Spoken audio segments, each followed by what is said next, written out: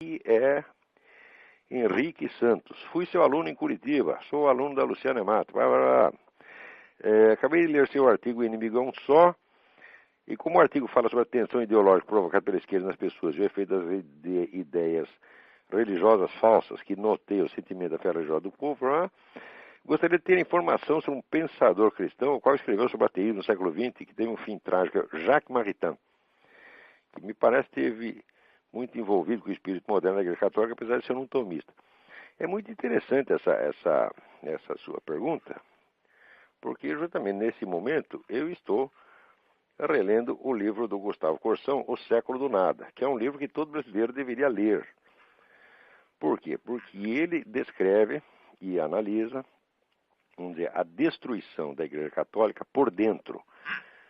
Quer dizer, como é que a infiltração e a infiltração comunista e a acomodação, né, dos cardeais, dos teólogos com o comunismo foi destruindo a igreja ao ponto de, vejam que coisa impressionante, na última sessão do Concílio Vaticano II, o Papa Paulo VI, ele disse a seguinte frase, ele disse: aqui no concílio a religião do Deus que se fez homem se encontrou com a religião do homem que se fez Deus. E as duas se deram muito bem.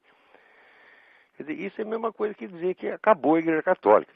Porque a religião do homem que se fez Deus é o humanismo revolucionário, anticristão.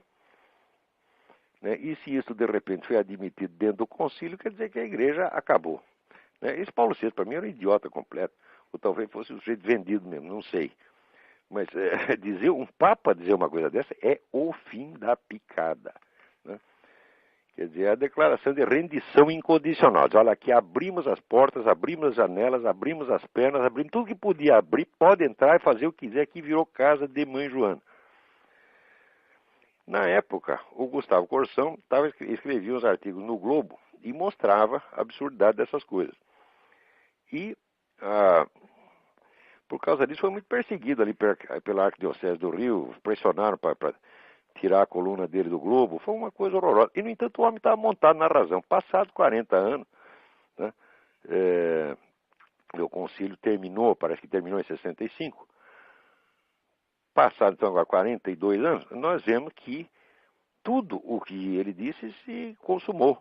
Aconteceu mesmo. Tudo aquilo que os iluminados, os cardeais iluminados diziam que aconteceu, não aconteceu. Que aquilo ia ser uma coisa maravilhosa, que a igreja ia progredir muito. Ao contrário, a igreja se decompôs, tá entendendo? Os fiéis fugiram para tudo quanto é lado, uns viraram protestantes, outros ficaram loucos. O número de pessoas, vamos dizer, que ficaram loucas, perderam o prumo na vida por causa desse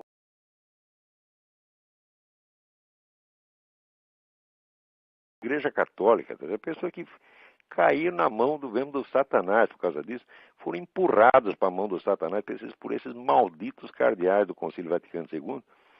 Muito bem, o guru de todos eles era o Jacques Maritain. Quer dizer, o Jacques Maritain era um sujeito que estava puxando o saco de comunista desde 1936. Você vê, eu vou mostrar só um paralelismo aqui. A coisa mais nojenta do Concílio Vaticano II foi o tal do Pacto de Metz, que foi assinado, quer dizer, para obter a presença de alguns bispos ortodoxos biônicos, nomeados pelo governo soviético, bispo ortodoxo russo no concílio.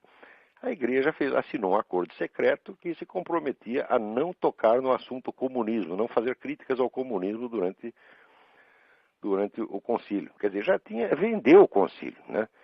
Vendeu o concílio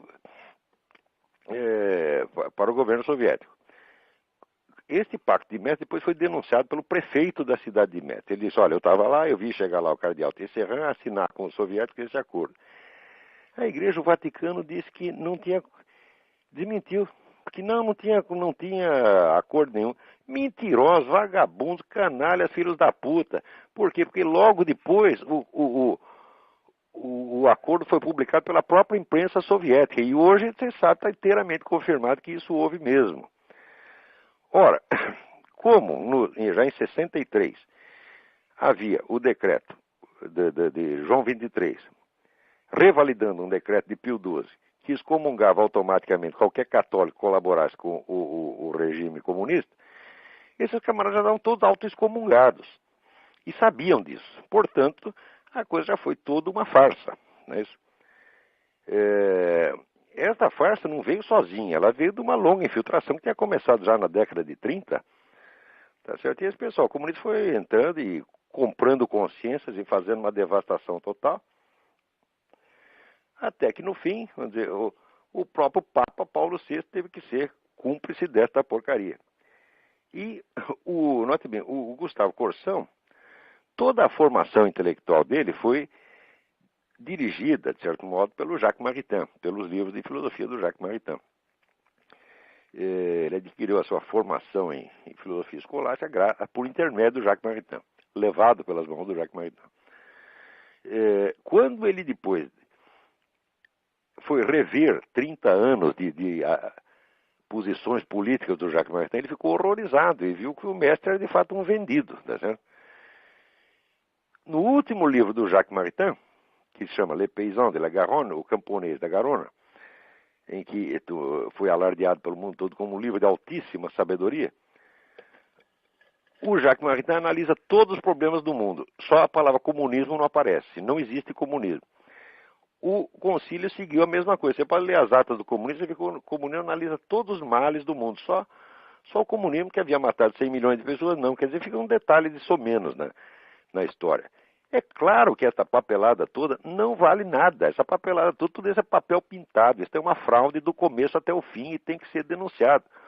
Não é por você respeitar a figura do seu bispo, arcebispo, cardeal, tem que chamar de eminência, que você deve deixar de dizer a verdade. Ao contrário, tem que dizer a verdade. Não por ódio a essas pessoas, mas até por amor a elas. Dizer, olha aqui, menino, você se vendeu, você vai para o inferno, você, como é que diz? Você fez acordo com Satanás e eu não vou usar meias palavras para falar de você, não seja você quem for, você está entendendo? Quer dizer, e nessa altura, xingar esses camaradas é uma atitude de caridade para com eles, para fazê-los sentir a gravidade do que eles estão fazendo. Agora, se você começa a falar de maneira muito educadinha e pó de arroz, tá certo? Eles se sentem protegidos, tá certo? E dentro daquilo, vamos dizer, as regras de polidez são uma coisa feita para proteger o ser humano. Você não deve conceder essa proteção à pessoa que a está usando para ludibriar os outros e ludibriar a si mesma. Você está entendendo? Então, eu acho que você pegar um camarada desse, quer dizer, um pelado desse que colaborou para isso, chamar o cara de canalha, filho da puta, você está sendo muito bondoso para ele. Por quê? Porque se você falar manso, você está fortalecendo essa proteção verbal que ele criou em torno de si mesmo para poder se enganar mais facilmente. E você está colaborando com o pecado, com o crime que ele está fazendo, o crime espiritual que ele está fazendo contra ele mesmo e contra os outros. Então, não tem que dar moleza para essa gente. Ora, relendo o livro do Gustavo Corsão, que na época foi considerado um livro violentíssimo, tá certo? Uma tremenda falta de educação, que depois custou ao Corsão uma infinidade de sofrimentos, humilhações e perseguições e insultos. O que me espanta é exatamente a extrema educação, a polidez com que ele fala desses camaradas. Ele usa pelo menos 50 páginas pedindo desculpa porque vai falar mal do Jacques Maritain. Tá certo? Ora, nesse ponto ele estava até enganado, equivocado intelectualmente, porque ele considera o Jacques Maritain um grande filósofo. O Jacques Maritain não é um grande filósofo sob aspecto nenhum. Ele não tem uma obra filosófica que importe. Ali dentro do movimento escolástico, foi um movimento inaugurado por Leão XIII, cuja orientação básica do Leão XIII era que a igreja deveria se ater mais ou menos, sempre que possível, aos ensinos, mais de perto possível, aos ensinamentos de São Tomás de Aquino. Com esta indicação, Leão XIII renovou o interesse pelos estudos escolásticos e criou o chamado movimento neoescolástico.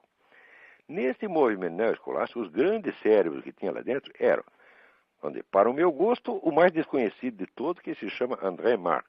André Marx escreveu 4 livros importantíssimos, quais o primeiro chama Psicologia Reflexiva. Para mim, a coisa é o ápice da filosofia neoescolástica, André Marx.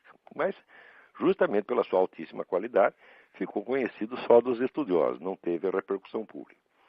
Os outros grandes do movimento foram o Garrigou Lagrange, que foi o guru do do Jacques Maritain, que o Jacques Maritain depois, pelo menos na parte política, renegou, né, dizendo, não, o Garrigou Lagrange é da direita. E, vamos dizer, para ele, essa era a crítica devastadora. Diz que o negro de direita acabou, não precisa dizer mais nada, né?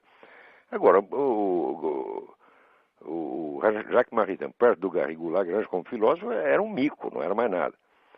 E também, vamos dizer, outros nomes aqui, grande porte, Joseph Marechal, com o livro O Ponto de Partida da Metafísica, um dos grandes livros de filosofia do século XX, e vamos dizer, o melhor expositor de Santo Tomás de Aquino não é um filósofo original, mas é um expositor excelente de primeira ordem do Santo Tomás de Aquino, que é o Antonin Saint-Ange, né? Autor de um livro que, vamos dizer, para mim foi um livro decisivo na vida, que é o livro La Vie Intellectuelle, A Vida Intelectual, que foi realmente o livro que me inspirou a começar a dar cursos, né?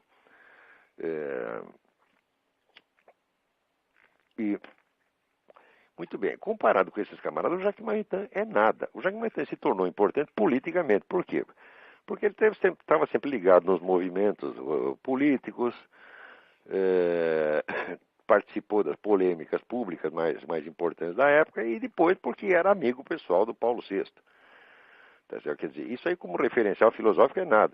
Então eu acho um pouco deplorável, lendo este livro do Gustavo Corsão com vamos dizer, tanto recuo, né? Ver que ele fala desse Jacques Maritain com tanto respeito. E eu acho que essa questão da linguagem que você usa para falar das pessoas é uma questão que deve ser decidida de maneira puramente objetiva. Quer dizer, há uma linguagem apropriada para cada assunto, para cada circunstância e para cada interlocutor. E a linguagem deve ser comproporcionada, né? Então, quando você vai falar de um crime monstruoso, você tem que acusar o sujeito de ser um criminoso monstruoso. Quando você está falando de uma canalice, você tem que pegar uma canalice. Quando você está falando de um erro teológico ou erro filosófico cometido de boa intenção por um grande homem, você tem que falar respeitosamente. Agora, no Brasil, a regra é trocar sistematicamente tudo isso. Quer dizer, você tem que falar com respeito de qualquer vagabundo que apareça dizendo uma mentira sórdida, entendeu? Sobre sobre o assunto que ele desconhece completamente. Você tem que tratar o negro com a maior educação como se ele fosse o senhor doutor. Dizer, ora, eu posso discutir, eu acho que nem Jacques Maritain merece um tratamento polido, tá certo? Porque Jacques Maritain era mentiroso consciente. Jacques Maritain era canalha, mentiroso, vendido. Era isso que o sujeito era. Tá certo? E filosoficamente era uma medíocre. Tá certo?